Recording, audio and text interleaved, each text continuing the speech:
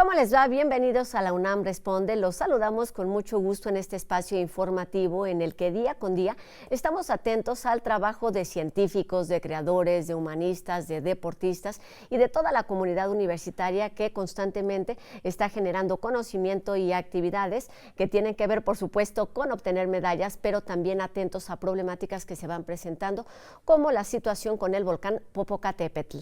Pero hoy vamos a estar platicando de cine porque mañana se estrena un documental que aborda una de las problemáticas más sensibles a las que se enfrentan las personas adultas mayores. Se trata del Alzheimer y ya está con nosotros su director. No se vayan.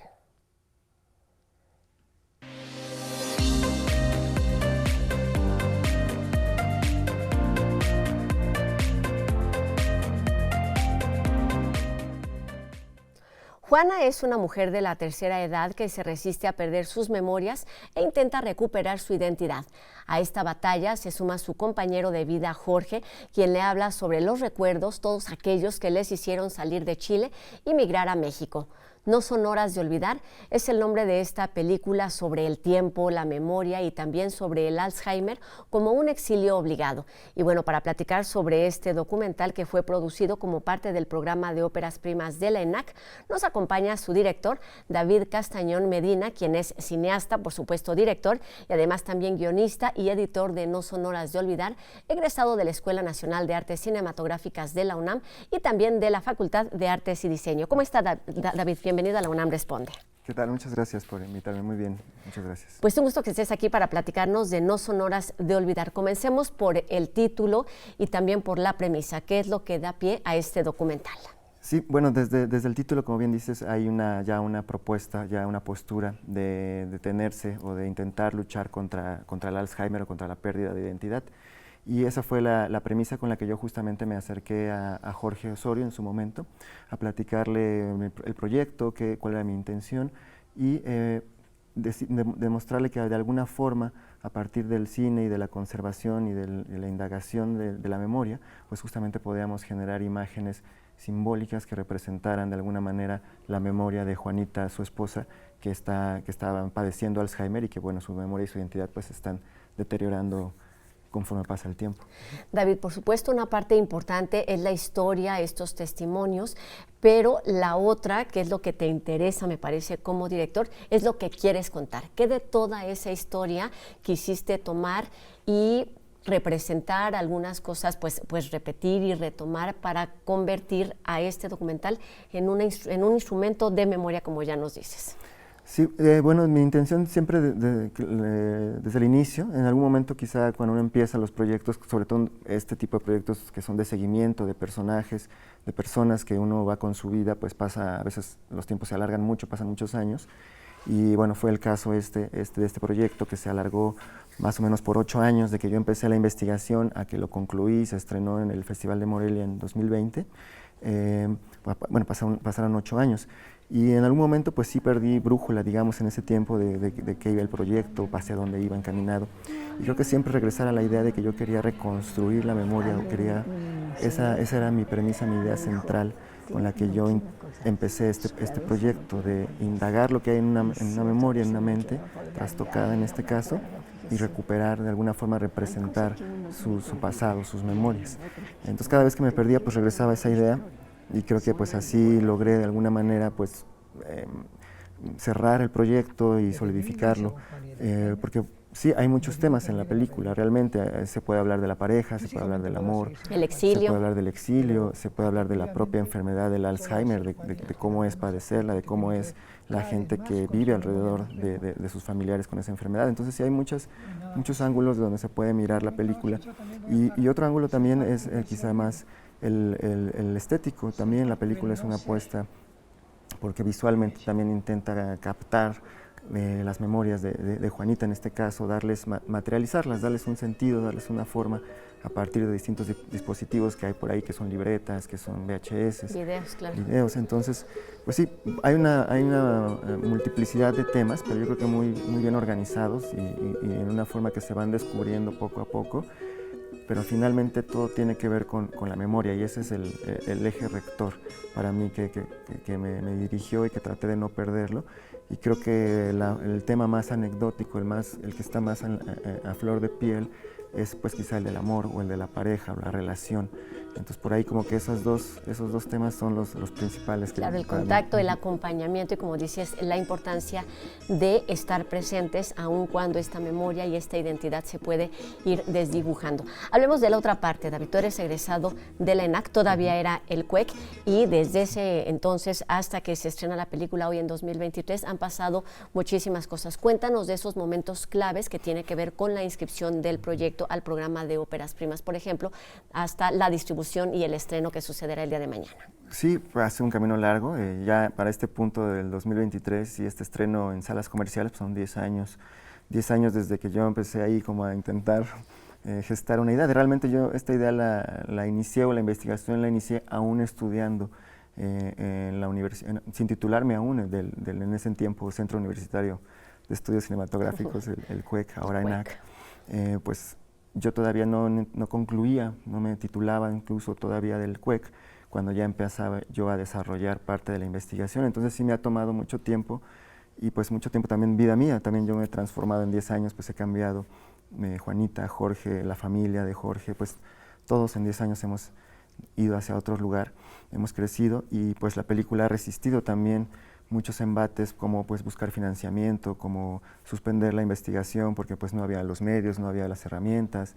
De mi parte pues quizá no había en ciertas circunstancias la disposición porque pues tenía que concluir justamente el titularme del CUEC era importante porque a partir de que yo me titulaba del CUEC yo podía acceder al programa de óperas primas, entonces era indispensable que yo concluyera mi etapa como estudiante y obtuviera mi título para poder inscribir el proyecto. Cuéntanos de esta parte que por supuesto es indispensable para que se realice el documental en sí. ¿Qué es lo que se requiere? ¿Cuáles son pues, los requisitos que se tienen que cumplir para formar parte de este programa de la ENAC? Sí, bueno, en un principio pues tener una investigación, tener un tema, un proyecto a desarrollar, pero también ya tener pues personajes, locaciones, tener un presupuesto estimado, tener un equipo de trabajo también que está comprometido, que dice, bueno, yo quiero participar, tener un esquema de financiamiento, un flujo también de cómo se hacen los gastos, tener una ruta de cómo van a ser las etapas, cuántas etapas van a ser, cuánto tiempo se va a filmar, es decir, todo lo que compone una carpeta de producción es lo que se necesita, digo, además de la investigación, de una sinopsis, un argumento, parte de la investigación, eso es lo que se compone como la carpeta y eso es lo que se inscribe a la convocatoria de óperas primas.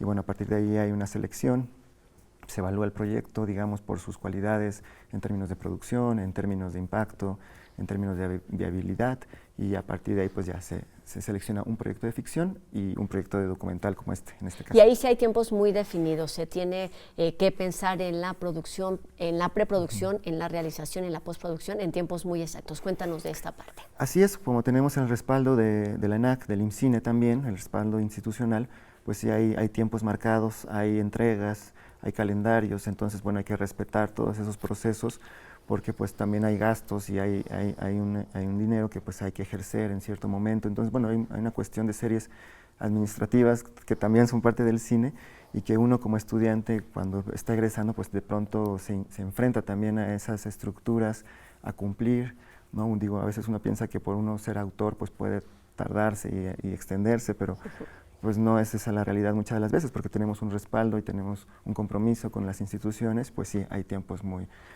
marcados, que en nuestro caso pues tratamos de respetar lo más posible porque muchas veces el documental pues es imposible meterlo en una casilla o estructurarlo demasiado porque va avanzando con la vida y pues hay que ir adaptando también la producción a esos procesos naturales que están fuera de la planeación de cualquier película.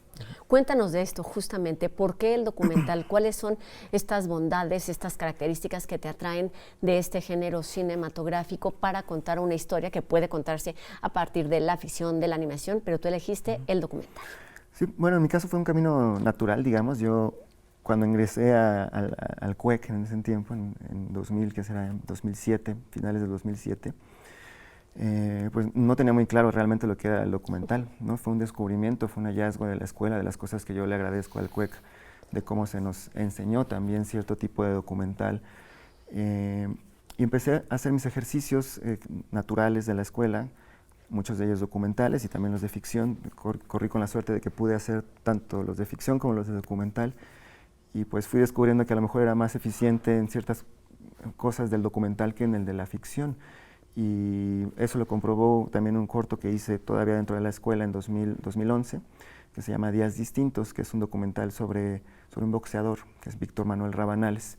Es un retrato de su vida, 12 minutos, y a partir de ahí, pues, para mí fue un hallazgo. También los comentarios que recibí, más allá de lo que yo hubiera planeado, pues empecé a encontrar que había un camino que a lo mejor podía yo explotar con mayor naturalidad que el de la ficción, que no había logrado yo realmente cuajar.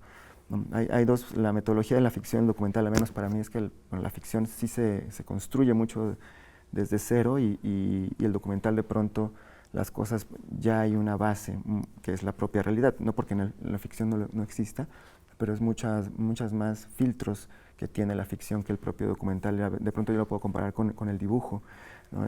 Y incluso con mi propia personalidad. Digo, yo estudié en la Facultad de Artes y Diseño también, y el dibujo se me ha dado y me gusta dibujar, pero siempre he dicho que soy muy buen copista, o que puedo copiar muy bien, pero que quizá no puedo de la nada inventar o crear algo, un dibujo al menos. Entonces creo que ese es un símil con lo que yo fui encontrando también como vocación en el cine, que la realidad está ahí y soy un intérprete de esa realidad, y así es como me empecé yo a enfocar más en el documental, por esas cualidades que me permitían a mí participar más como un mediador o como un intérprete de lo que yo veía y trasladarlo a un lenguaje que es el cinematográfico. ¿Cómo entiendes este proyecto No son horas de olvidar? Lo pregunto en el sentido de, es un trabajo de escuela, es un trabajo personal, porque termina siendo eso cuando vemos que pues no solamente eres el director, sino que estuviste en el guión, estuviste también en la edición, entonces estás en esos puntos clave que determinan cómo se va a mostrar ese trabajo a final de cuentas, pero por supuesto estás cobijado o acompañado de un grupo de personas que se dedican a distintas tareas para llevar a cabo un trabajo así. Sí, pues es un trabajo escolar, sí, es digamos, es la culminación de un proceso escolar donde uno es como la máxima tesis ahora sí, porque pues uno se enfrenta a la realidad, como decíamos, a las instituciones, a los presupuestos reales, a las entregas, a los personajes realmente, a comprometerse, así generar una obra, una pieza, porque pues digo, eso es lo que uno pretende cuando egresa, culminar de alguna forma, crear una película. Pero aunque es una película escolar, podríamos decir, en términos del respaldo formal, de la institución, que es quien la produce, es una película profesional en otros sentidos, porque bueno, creo que alcanzamos cierta calidad también, no solo de la imagen, sino también del trato que tuvimos con el tema, de cómo lo desarrollamos, de la gente que se involucró también, porque no solo fue ópera prima para mí, sino gente a mi alrededor que participó en el equipo de trabajo, producción, fotografía, sonido. Eran también las primeras veces que se enfrentaban a tantas semanas de filmación y a un cierto rigor, entonces pues fue una prueba para muchas personas, y creo que la prueba fue exitosa en cuanto a probar nuestro oficio. Entonces, por ese lado también creo que es una pieza profesional, no demerita para nada, y personal también, porque fue un interés, algo que nació de algo mío, de una preocupación y de una responsabilidad también por, bueno, voy a hacer una película, pero quiero que funcione de alguna manera para la gente que la vea, que no nada más sea un entretenimiento, sino que pueda aportar una reflexión. Y para ello pues tuve que primero que reflexionar mi propio punto de vista sobre el tema, y mi propio quehacer también como cineasta. Entonces, pues sí, se vuelve un trabajo profesional, personal, pero también tiene esta alma y este espíritu escolar. Y la prueba está en que después de estos 10 años, el documental se estrena el día de mañana en salas comerciales, tiene distintas actividades en la Ciudad de México y también en otros estados. Cuéntanos de estas actividades que tienes, en las que además de la proyección estarás participando, y te pregunto también justo lo que mencionabas, ¿qué es lo que quieres mostrar a la gente que va a estar viendo este documental a partir de ya? Sí, bueno, justo la película se estrena el día de mañana, viernes 26 de mayo, en la Cineteca Nacional a las 7 de la noche, sala 8. Sala 8. Sí, ahí tiene su estreno. Y a partir de mañana también va a estar en distintas salas también de la Ciudad de México, como es el IFAL, como es el Cinemex Casa de Arte también, el Cine Tonalá. Bueno, eso es aquí en la Ciudad de México, y tiene una gira también en otras ciudades a partir también de mañana. Estará en Aguascalientes, en Monterrey, San Luis, Guadalajara, San Cristóbal de las Casas, Cuernavaca, Estado de México, San Miguel de Allende, Puebla, Oaxaca, La Paz, Acapulco. Bueno, esas son algunas de las ciudades, y en las salas, quizá en las salas más destinadas a exhibir películas más independientes, más de corte cultural, en esos sitios de estas ciudades estará presente. Y la segunda parte de la pregunta con respecto a cuál es la intención y qué es lo que quieres mostrar a ese público que estará viendo el documental.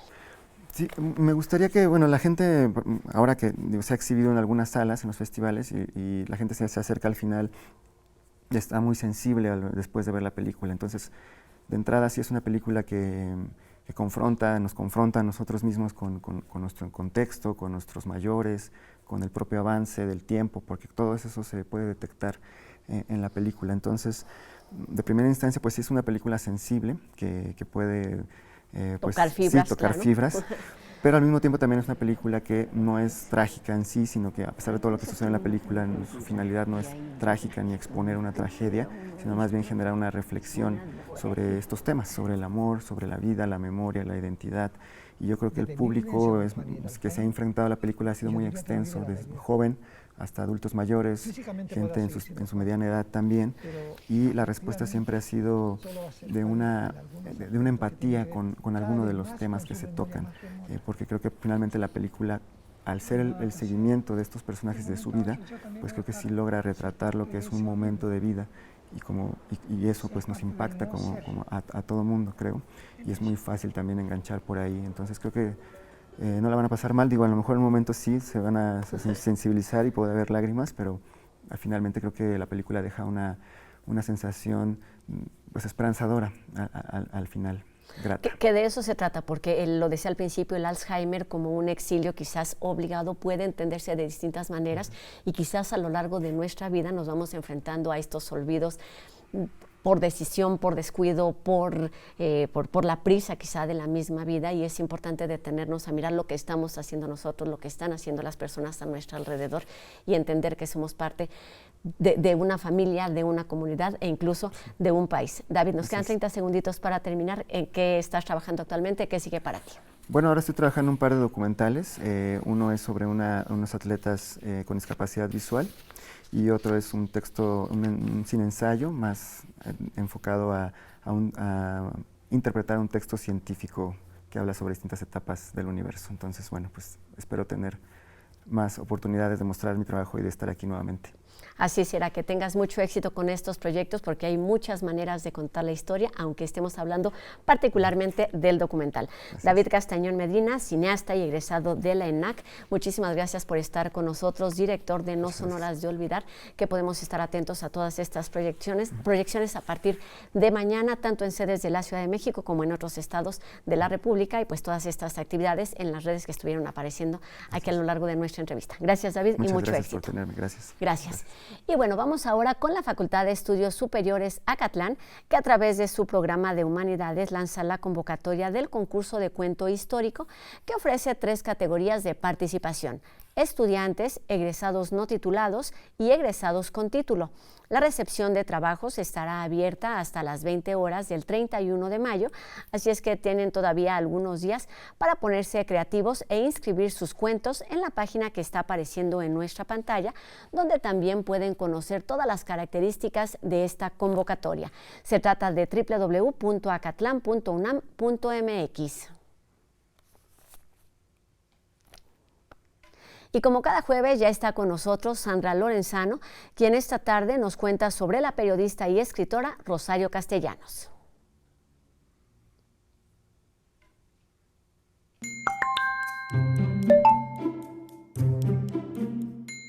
Y quiero contarles que un día como hoy nació ni más ni menos que Rosario Castellanos, universitaria como nosotras. Primero fue estudiante y luego profesora de la Facultad de Filosofía y Letras aquí en nuestra UNAM. Escritora, feminista, madre, periodista, diplomática y defensora de los derechos de los pueblos indígenas. Nació en la Ciudad de México el 25 de mayo de 1925. Creció en Comitán, Chiapas, por eso conoció de primera mano la situación de los pueblos originarios. Se consideraba a sí misma como una mujer de palabras y no de acción. Fue autora de más de 20 libros y más de 517 artículos periodísticos, recopilados en 3 tomos bajo el nombre Mujer de Palabra. Quería mostrarnos mundos de los que casi nunca se comenta. En una época en la que el acceso a los estudios universitarios era una realidad lejana para la mayoría de las mujeres mexicanas, Rosario buscó expresar el sentir y la situación social de las mujeres en lo cotidiano. Quiso darnos la llave del universo femenino, de ese del que poco o nada se sabía en la academia. Murió en la ciudad de Tel Aviv, siendo embajadora de México en Israel, el 7 de agosto de 1974. De ella nos queda la herencia de sus palabras, sus textos que manifiestan su hermosa y liberadora vocación de escritora. Les cuento además que en la Coordinación para la Igualdad de Género tenemos un micrositio en honor a Rosario Castellanos, donde todas, todos y todes ustedes pueden colaborar con textos de su autoría. Aquí les dejamos el enlace a la convocatoria y ojalá se animen. Gracias por haberme escuchado, gracias por acompañarnos cada semana en este espacio que la querida Rosa, a quien le agradecemos, nos cede tan generosamente. Nos escuchamos la próxima. Cuídense mucho. Chao.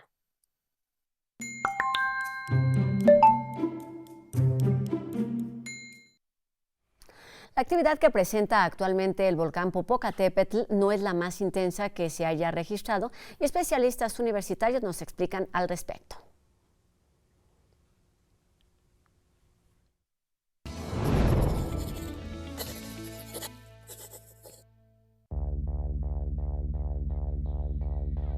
Desde el pasado viernes, el volcán Popocatépetl registró un aumento en su actividad que alertó a la ciudadanía. El sábado provocó la suspensión de operaciones por 6 horas del Aeropuerto Internacional de la Ciudad de México por la caída de ceniza, y este domingo se cambió el semáforo de alerta volcánica de amarillo fase 2 a fase 3. Sin embargo, de acuerdo con vulcanólogos de la UNAM, lo que está pasando con Don Goyo no es un fenómeno nuevo, y esta actividad no es la más intensa que ha presentado. A lo largo de su historia geológica, el Popocatépetl ha tenido una variedad de erupciones que van desde muy grandes, medianas y relativamente pequeñas como la actual. La actividad sigue en aumento, pero aún no se alcanzan los niveles que se registraron entre 2012 y 2013. Por ahora, los especialistas concluyen que no hay nada de qué alarmarse, pero hay que estar atentos. Hasta el momento, todo parece indicar que el volcán está igual que estaba en los últimos aproximadamente 27 años. No hay un cambio ni regresión, pero si la hubiera, estamos preparados para gestionar. Ante la caída de ceniza como la del pasado fin de semana, se recomienda tomar precauciones. Sí afecta a los ojos, a la garganta, las partículas muy finas, también se introducen en partes más profundas del sistema respiratorio y también nos pueden causar cierta irritación. Ya habíamos dejado la mascarilla, el cubrebocas y hay que volverlo a retomar. El KN95, cerrar puertas y ventanas, si hay demasiada ceniza y las puertas no cierran bien, pues colocar por ejemplo una jerga húmeda, un sacudidor para evitar que ingrese. Las emisiones de ceniza intensas del Popocatépetl continuarán en los próximos meses, por lo que en junio y julio podrían llegar a la Ciudad de México. De ahí la necesidad de mantener las medidas de precaución por parte de la población, la cual debe aprender a convivir con Don Goyo.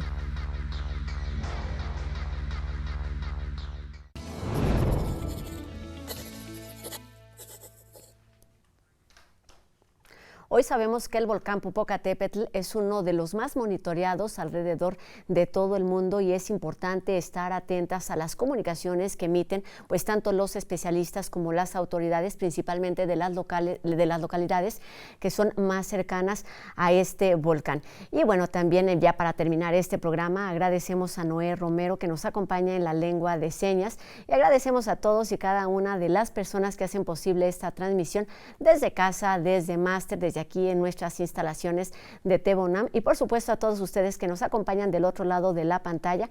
Les recordamos que nuestras vías de comunicación están abiertas en todo momento para recibir sus dudas, sus comentarios, los temas que les gustaría que aquí abordáramos y sigamos haciendo juntos este programa. La invitación es a que, por supuesto, vayamos al cine, que veamos No son horas de olvidar en las distintas pantallas, ya les decía, tanto en la Ciudad de México como en distintos estados del país, y a que nos encontremos mañana en una nueva emisión de La UNAM Responde, por supuesto 2:30 de la tarde por TV UNAM. Mi nombre es Rosa Brizuela. Adiós.